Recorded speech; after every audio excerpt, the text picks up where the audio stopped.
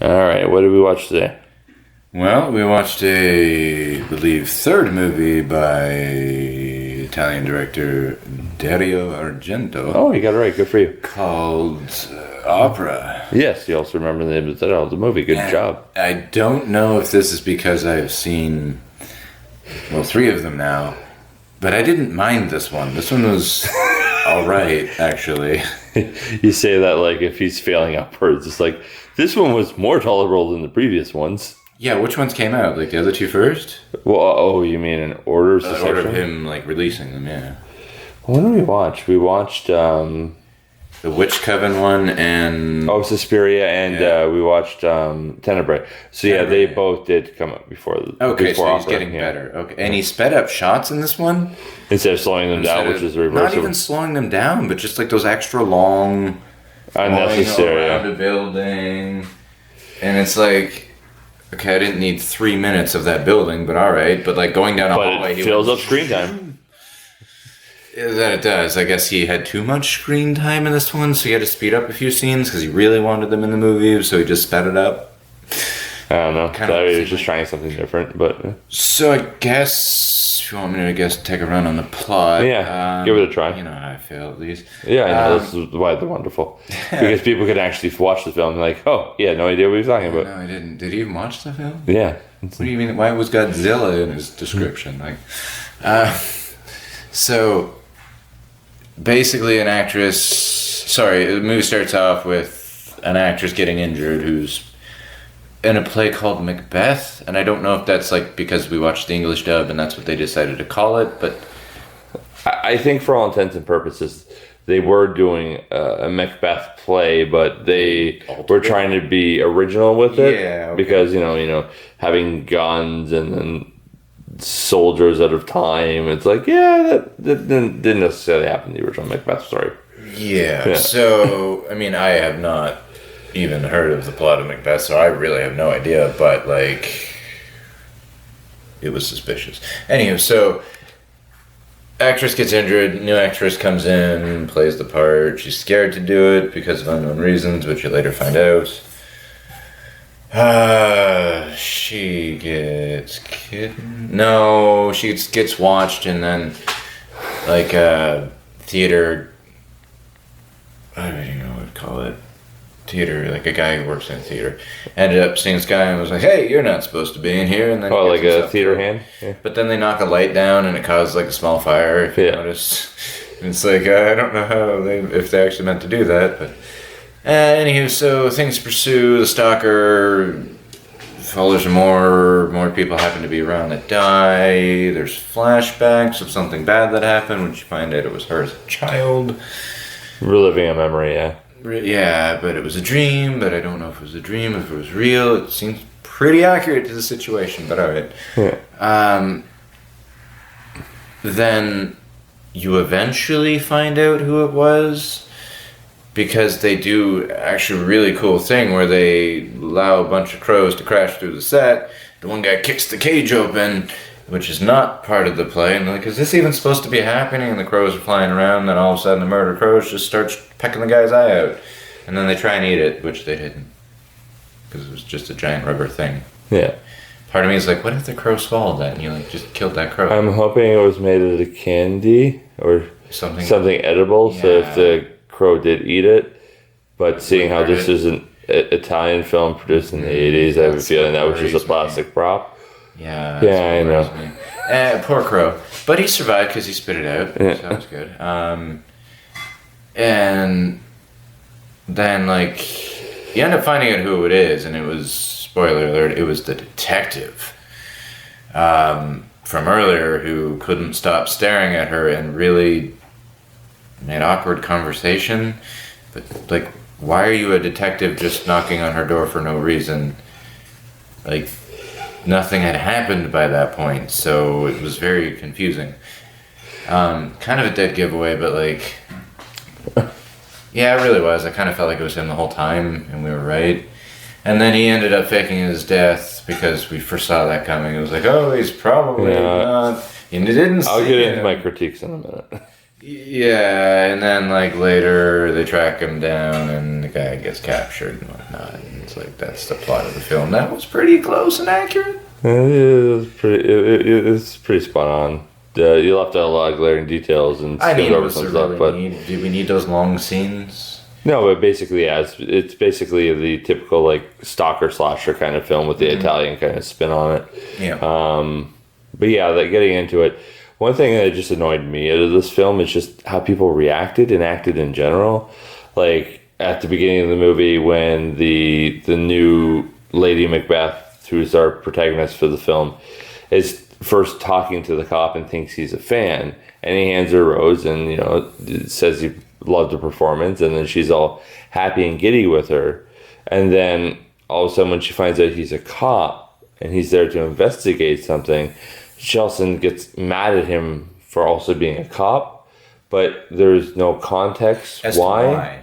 And then probably she also, and at that time too, she doesn't even know why he's even there as a cop anyways. Yeah. So it's like, and she gets mad at him, and she's like, how dare you be a cop? He's like, what, can I be a fan and a cop? Can I be both? So he asks a very standard logical question, which anyone would be thinking at that point in time, because she's coming off as a crazy nut. Oh no, she's coming off as a crazy nut job for the sake of coming off as a crazy nut job.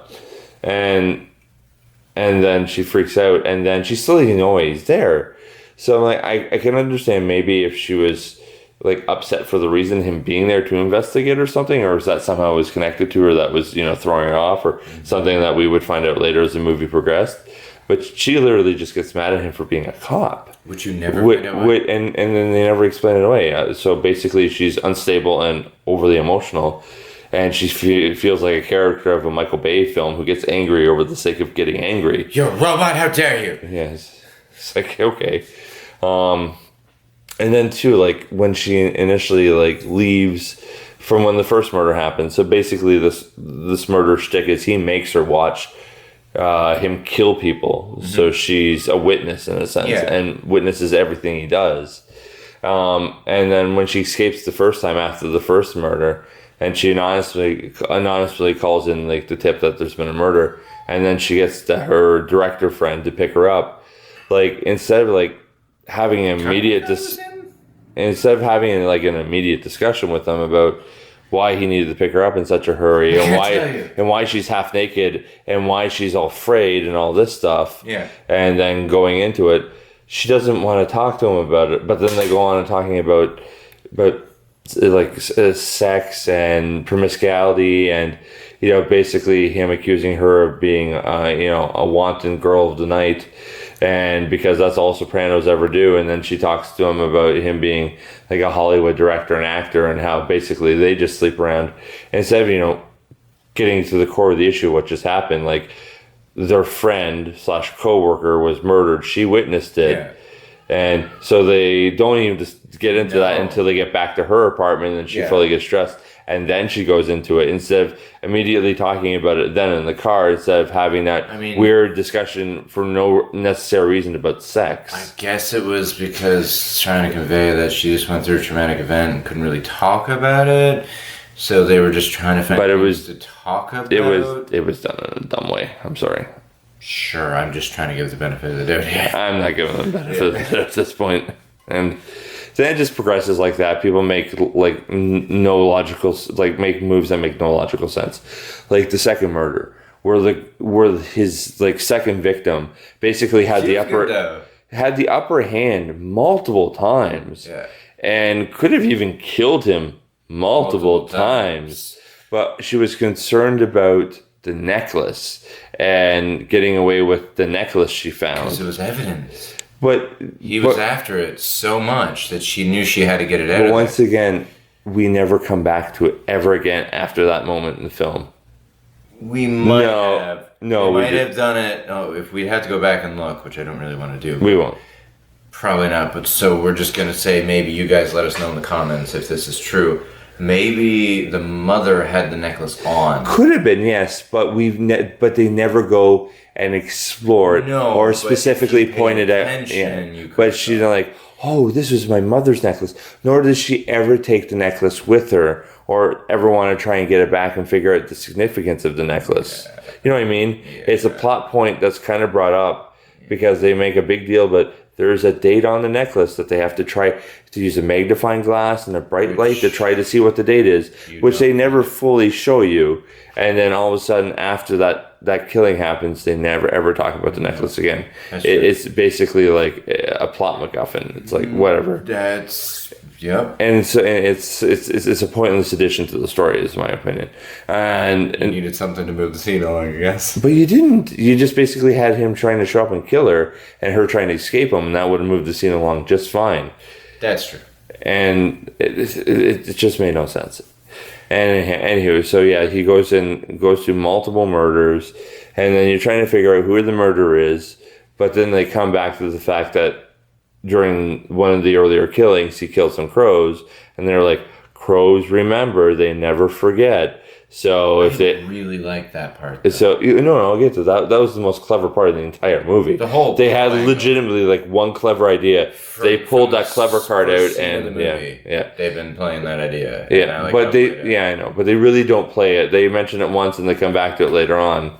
But I'll give them this one clever thing they did the entire movie. Yeah. So they go through the entire movie, and then they realize they could use the crows to try to figure out who the killer is. And during one of the final performances of the play, towards the end of the film, they totally sabotaged their own play by smashing the crows in and releasing them. And then they go around and around and around and try to figure out who the killer is.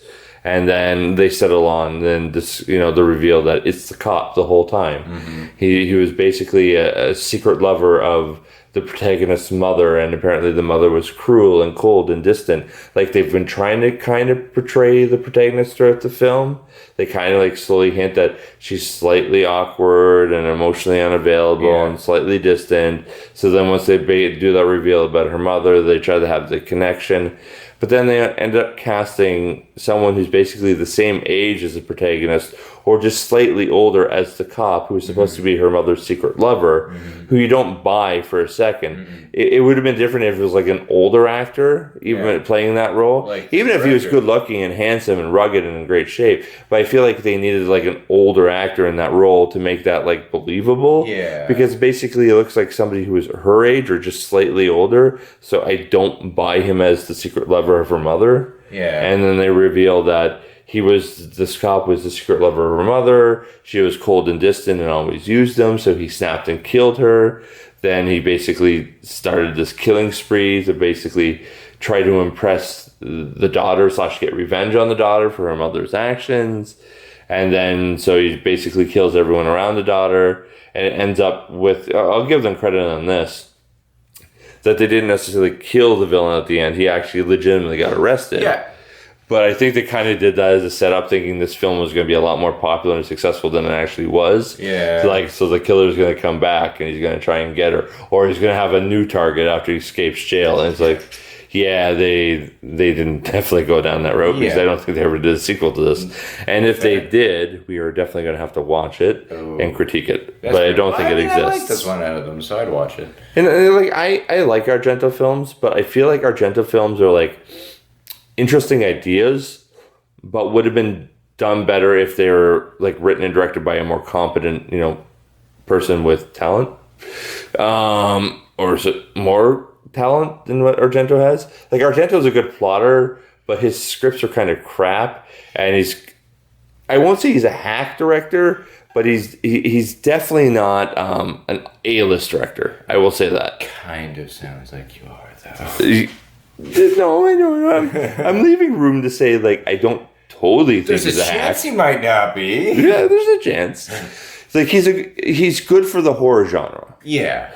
But outside the horror genre, you might look at this and say, oh, this is like a film student had a lot of money and it was really high on this one idea. Yeah, I can say that. Yeah. It does seem like a film student movie. Yeah. With money. With money. It's, it's like he never really fully learned how to be a real director. Maybe he has by now. No, his later films just actually get worse. Oh. Yeah. Well, I'm intrigued. I know. I'm going to show you some of his later films. His 80s, 70s, and 80s are pretty much his high point. As soon as he hits the 90s, he starts to degrade, and after 2000, anything he makes is just garbage. I'm sorry. It's pure garbage. Yeah, okay. Fair enough. Would I recommend go watching this film?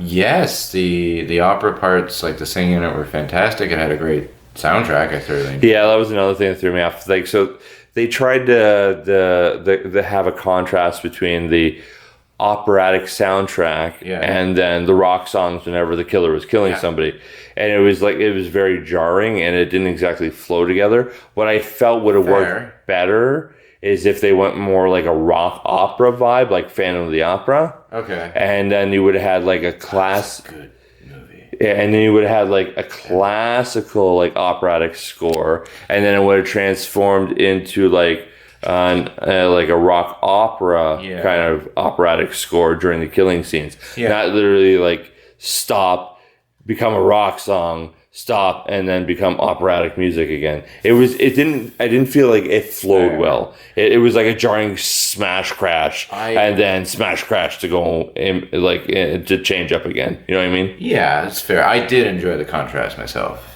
I like the difference in, like, yes, if it would have made it flow better, I do agree that way. However, I still enjoyed it because it was, like, different than, like, oh, these are the innocent parts, these are the non-innocent parts. Kind of thing that kind of, like, pointed that out. Like, it's like, these are the murder scenes if you haven't figured it out already. I'm like, wait, what's that music? No crap. Hold on a minute. Where are you? I know you're in this room. Hi, I'm over here. Yeah. Or like where sometimes the killer comes out of nowhere and they try to justify, oh, he came out of the side door. That's how he got in the room. But the angle he came up on her at, from a mirror. It was like right in front of her. So how nobody saw him standing there before he attacked. I told you earlier in the film, invisible curtain hides everything. Or not invisible curtain, see-through curtain. It's called setup and continuity and like logically playing things out. Instead of like, nah, they're not going to question it. There was a door way off to the side. Clearly he came in from there. Yeah, even though he teleported from in front of them and then went through that side door. Seen 3 times. Not to mention also, like, wait, I know it just makes it, and also too, like when he opens the door to escape with her after that, the door makes a very noticeable clanking sound and air when it opens, and like and then when it shuts, you hear a clunk. Oh. All right, sorry, ladies and gentlemen, for a technical delay. The camera apparently overheated and cut off. I think the last part we were talking about was some critiques. We were talking about when the killer pops out there at the end to do the final kidnapping of her. Yeah. So they try and set it up in a way where it looks like, he's come out from the side and he surprised them. However, the angle he came out of is like right in front of them, so they would have saw him standing there. Basically, he's where her mirror should have been. So, in addition to being in front of them, he had to legitimately like come to her mirror to attack him in the chair. But they're trying to more or less present the idea he came through that side red door, which is more adjacent to the side of them, and so he would have been coming at the side of them, not in front of them. So if he was legitimately in front of them at the angle that he popped out at, they would have seen him. So it wouldn't have been a surprise attack. So if you give them, it was a poor setup. He clearly came through that side door to get them, whatever. But as we established, when he took her through that side red door, it had a very big clanking sound when it opened, or clunking sound, and then had that when it was shutting. Yeah. So clearly they would have noticed somebody opening the door, which makes, the suspension of disbelief or the secret sneaking up on them angle kind of fairly pointless and poorly planned. Yeah. So there's that, and there's also the whole he faked his death thing to come back at them at the end. Okay, you're being sarcastic. Because they clearly set it up in the way where he's faked his death. And he's going to come back for one final scare at the end to try to kill them. However, where it really gets me is when they reveal that he threw a mannequin body down. Yeah. And it took the police 2 or 3 days to figure out it was a melted mannequin and not a charred human body. Yeah. And then they start the manhunt again. We've been following him for a couple days now. Sure you have. Okay.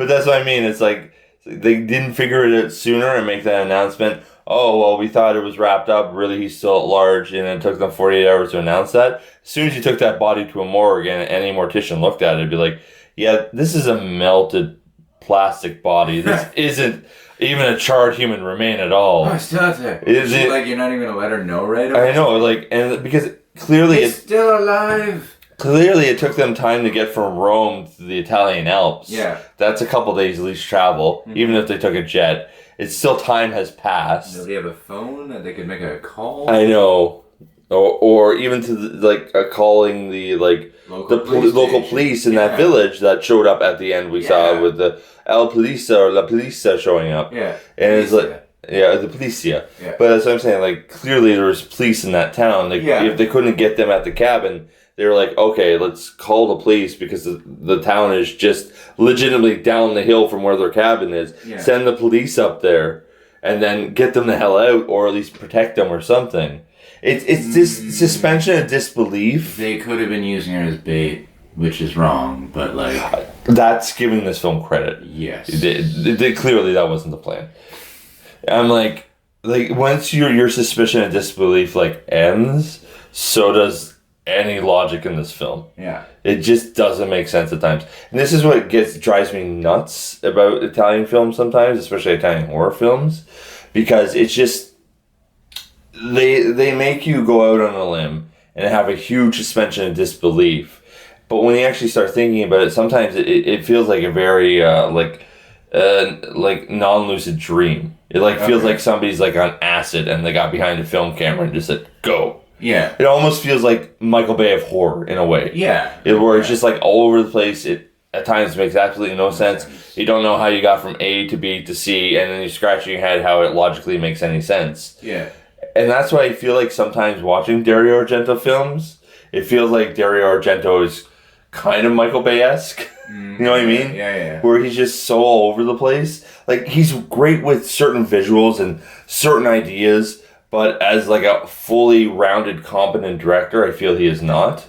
He would have probably made a good film, a film student kind of director, or he would have made done well as a television director, as if he had a strong producer, the Rein It In kind of thing. Yeah. But as he works fine as an Italian horror director. But as I said before, I really don't feel like Argento really could have been a mainstream talent director. Okay, yeah. Yeah, because I just don't believe he has the chops. Yeah, I mean, the films I've seen so far, I mean, this is the best. I did enjoy this one, parts of it, but, it's not going to get better from here. No, it won't. So... But that's what I'm saying. I don't hate Argento. I actually enjoy his films, but I enjoy them for what they are. Mm-hmm. I don't pretend like they're more than what they are. Right. Which I don't hail to the Church of Argento. I think he's, a competent horror director. I think he did a lot for the genre, but beyond that, no. Yeah. I out of every horror director I watch, I feel like I pick his films apart the most, which is surprising because I actually like him more than some other horror directors whose films I don't rip apart as much. That's true. Because I guess they can tell a slightly more competent linear story. But it's just not as entertaining. Fair, very fair.